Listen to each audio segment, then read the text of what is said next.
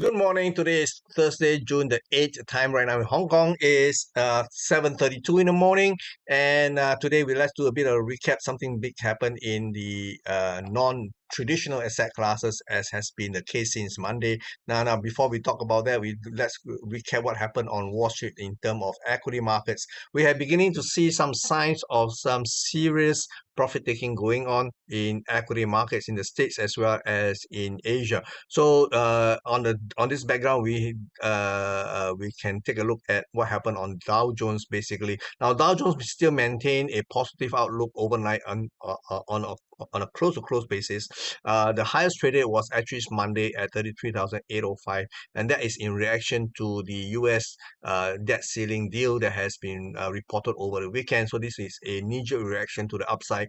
But since then, for the last 48 hours, we have not seen follow-through buying. In fact, prices has pulled back, although over the last 2 days on a close-to-close basis, the Dow Jones actually registered very marginal gains. And the current price is at 33,666 at the close on yesterday. So this may not be so evident in the Dow Jones, but as we progress to the Nasdaq itself later on, we will begin to see some serious profit taking going on, which may impact negatively on equity markets around the world. Then over in the S&P 500, we find that S&P 500 actually managed a new marginal high for the year at just under 4,300 points at 4,299.2.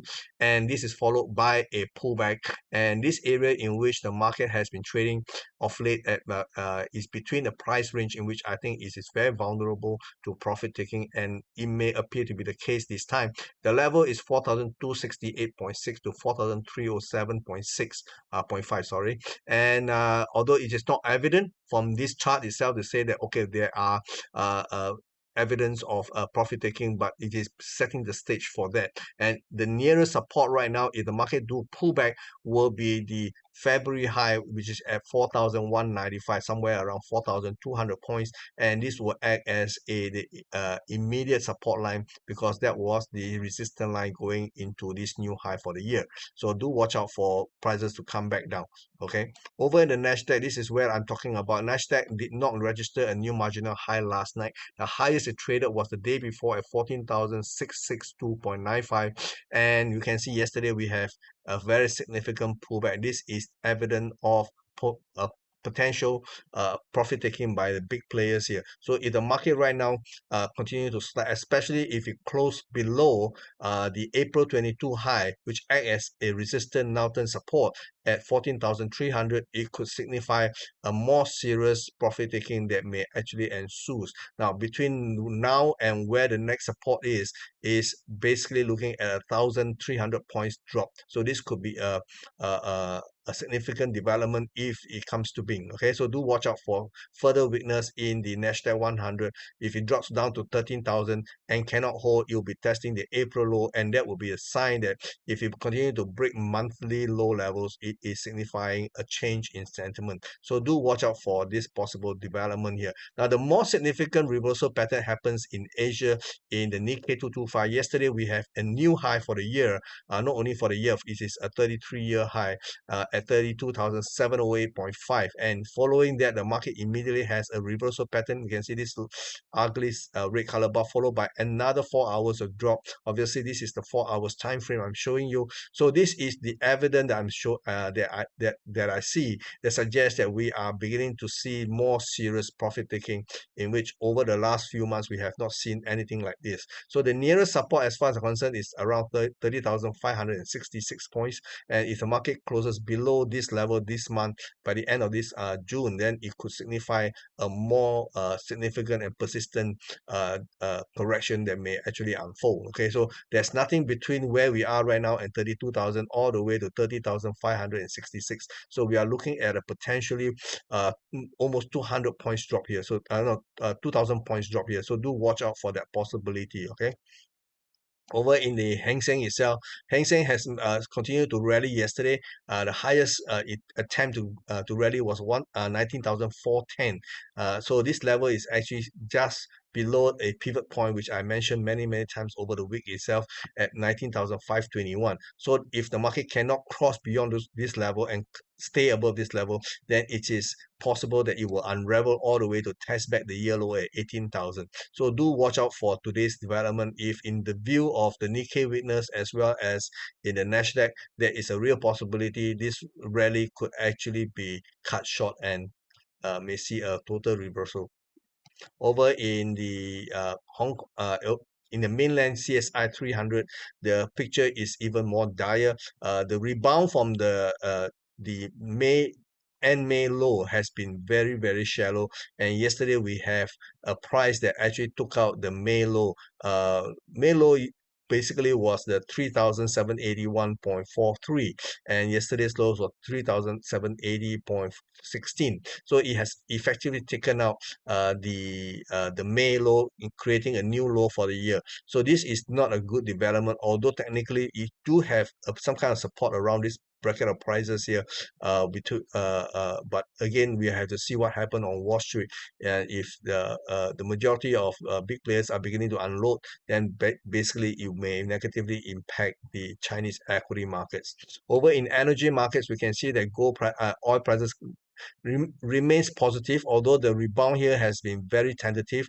We can see there is a three-wave rally here, and three-wave is definitely not something we want to see for a sustained rally. So technically this market here has a rebound of $70.08, but this rally has been without much of momentum. So top side, I think the $74.92 may still act as a immediate cap to further rise. Okay, so do watch out for the market to go into a sideways consolidation. Over in precious metal, we can see that gold prices actually went beyond my ideal price, in which I do have mentioned, I did mention that there's a possibility selling interest may actually emerge, and that level was originally at $1,960 to $1,966. Market went up even higher to as high as $1,970.25 before selling interest comes into being. So this overall direction is correct, but somehow the market has traded beyond my ideal price, and currently it is sitting at about $1,943. Will it continue to go down? There's a good possibility, because this pattern here suggests that we have not seen the end of this pullback. Possibly the market may even go as low as $1,919 to as high as $1,925. So that could be the real bottom for this run, for at least for the short term. So do look out for that possibility here. Over in the silver market, we also see that the silver market has actually went up to challenge the May 19 high, I believe. Yeah, May 19 high at $24.06. $24.02, with a breach at $24.06 overnight, but it couldn't hang on to its gain and slam back down to the current price of $23.44. And along the way, it took out the near-term support line, which I have redrawn. So this could signify that we may be seeing the top for this move here, and the market may be going back to challenge the $22.67 into the $22.28 to $23 bracket, which I have previously identified as potential area in which buyer may actually re-emerge. Over in the dollar itself, we can see dollar index has struggled. Okay, overall the fall from 104.62 has actually seen a pullback to 103.32 before it rebound back to 104.36. Now this pattern has, in my opinion, has not complete its entire corrective pattern. There is still the possibility the market may come down and test a 103 level in a three-wave pullback. Currently the market is just hovering at 104 levels, and there is the possibility it may come back down all over again. But basically what we are seeing here is the dollar is basically in consolidation mode, waiting for new development, which is likely to be what we are going to be expecting next week, when the Federal Reserve decides what to do with interest rates, whether they're going to hike one more round or whether they're going to pause. And then on top of that, we have the CPI numbers that's going to be released, and market will be looking forward into next week, no longer this week. Okay, so in the euro dollar, we saw a mirror image of what we see in the dollar index itself. While the dollar actually went down and then recovered back, we saw the same thing. We saw the euro dollars also pull back to this level before it bounce back. So right now what we are seeing, that the pattern that we are seeing in the dollar index is, like I said, a mirror image. So just do the opposite as what we see in the dollar index. Now there is this possibility, the low at 106.35 rally to 107.80 is not complete, that we probably will see a three-wave rally to test the 108.10 to 108.45 levels. So this is my preferred scenario. So do watch out to see if that actually pans out. Over in the sterling, we can see sterling has a much pronounced move. We can see last night we have a very ideal move in which I was telling you that the rebound from 123.68 could actually extend into 124.80 to 125, and that's what it did. Market went up to a high of just under 125 before it come back down. So it has completed that three-wave rally, and now it's going to come down in a much bigger pullback, possibly below the even 123.68 that we saw on Monday. So do watch out for another pullback in the sterling to test basically the May low of 123.10, okay, which is this level over here.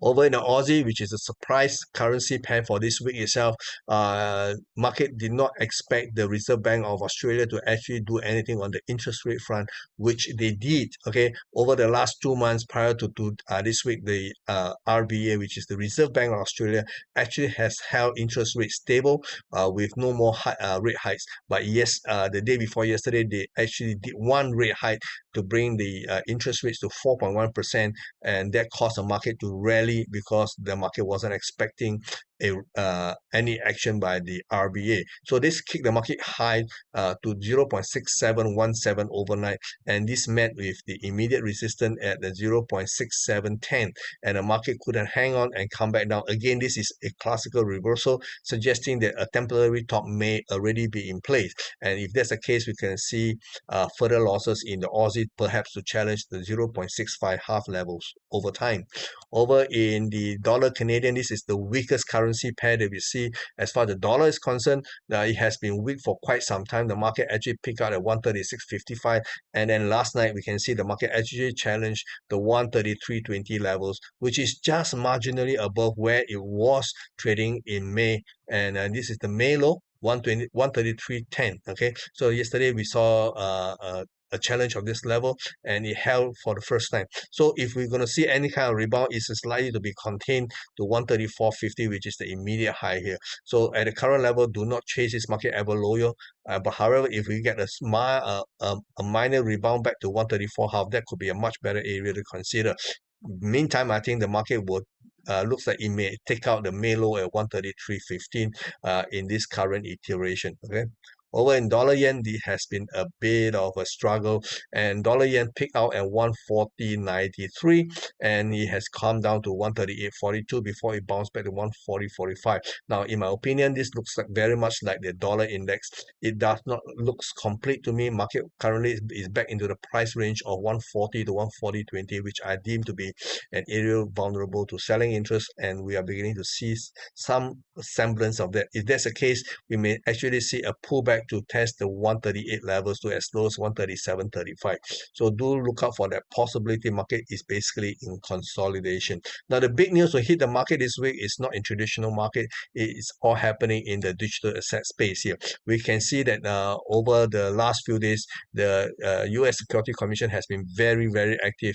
First, it sued Binance USA for breaching the security law, for offering products which are not registered as security, in which the SEC believe they should be categorized as securities. Not only do they sue the Binance USA, which is the world's largest crypto exchange, they also sue the founder and chairman, which is CZ Chow, personally on this, and he will have to appear soon in court to fend for himself. Now, following that news, the market in Bitcoin actually fell off the cliff from 27,500, dropped to all the way to $25,400.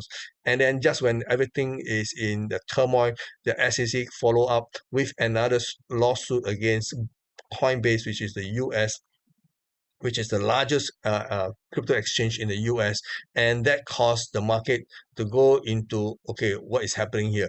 Okay, but the curious thing is that upon the second announcement of that lawsuit against Coinbase, the market did not react violently in a sense to the downside. It actually only managed to take out the Bitcoin of the marginal low, as you can see in this chart here, to as low as $25,350, followed by a remarkable reversal and a sharp rally all the way back to 27,400, which is where it was before the SEC started to sue both exchanges. So this is quite peculiar. Normally, in such a news, you should expect Bitcoin and all cryptocurrencies to actually collapse, but it did not, at least not initially. Market saw a rally back to the pre-lawsuit price levels, although the price since has come back down to trade currently at 26,387, 357 this morning. So what caused this spike here? So right now we can see evidence, or at least news report that comes in that suggests that major players are shifting their holdings in these two exchanges to somewhere else, and there is a huge premium laid upon the major coins here, including Bitcoin, Ethereum, and the other XPR coin. And basically, we see people are prepared to pay a high premium to get out of their position in the US exchanges, because they believe the next move will be for the SEC to start seizing assets. So if there's going to be a seizure of assets for US exchanges, obviously you do not want to be in that position. You want to shift out your holdings to another place. So I think this is what is happening that caused Bitcoin to surge all the way up to $27,400 overnight before it comes back down. So basically, if this case deteriorates, we can possibly see further losses in the crypto space here. Now, don't forget, next month on July the 4th, which is US Independence Day, the FedNow digital payment system go live, and happening 1 month before the launch of the FedNow digital payment system. This move by SEC is actually very suspect. I personally think that this is a case in which they are trying to wipe out all competition before they launch the Federal Reserve version of a digital coin. Okay, so do watch out for this development here. In the meantime, that's all I have for you. I'll come back to you tomorrow for another update. In the meantime, you take care, and I'll see you. Bye-bye.